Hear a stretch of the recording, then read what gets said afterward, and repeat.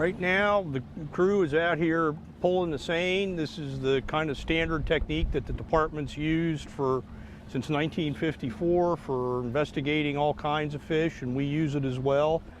In our case, we use this to look at the use of habitat in shallow water and systems, and then we'll pull a trawl later out in the channel to look at how the deep water habitat is used, or if it's used. Often in developed tributaries, what happens is this is about the only habitat that's viable for most of the fish and crabs, and the channel waters will have oxygen problems and will have very few or no fish at all.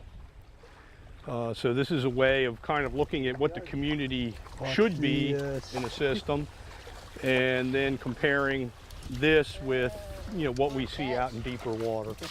This site hasn't done much this year for whatever reason. One adult, one striped killifish.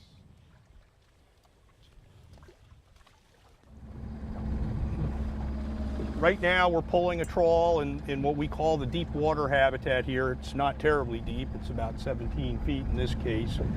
But these trawls in this habitat give us some idea of what the fish community and the crabs are doing in the deeper waters than we seine in the shallower waters.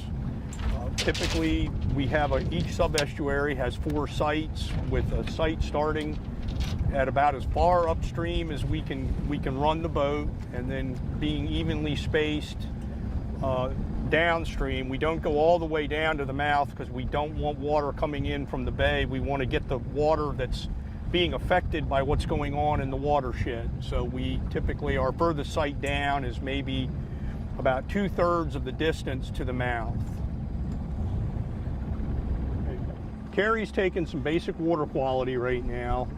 She's got a GPS to get our location, and then it's just a basic water quality scan of dissolved oxygen, temperature, pH, which is basically a measure of the acidity or alkalinity of the water, conductivity, which is related to salinity. It's the ability of water to conduct electricity.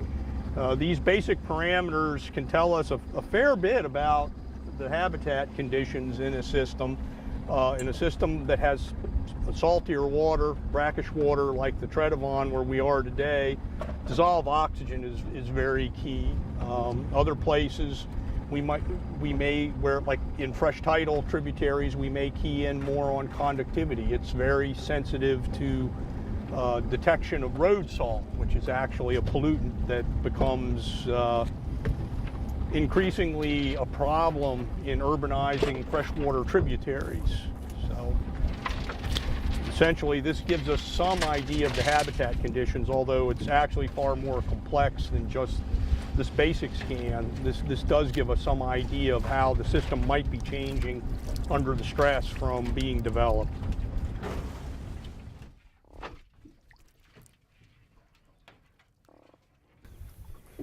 Well, this is your typical fish community in a brackish tributary. It's actually, we've had a good year for croakers, it appears. There's adult white perch. Sometimes we get some large ones. There's some crabs in there. There's a large bay anchovy, and also a young year striped bass. So this habitat is extensively used. It's an important place for these fish to grow up and become larger. And it's all linked into how the watershed, how intact it is, and negatively linked to how developed it is.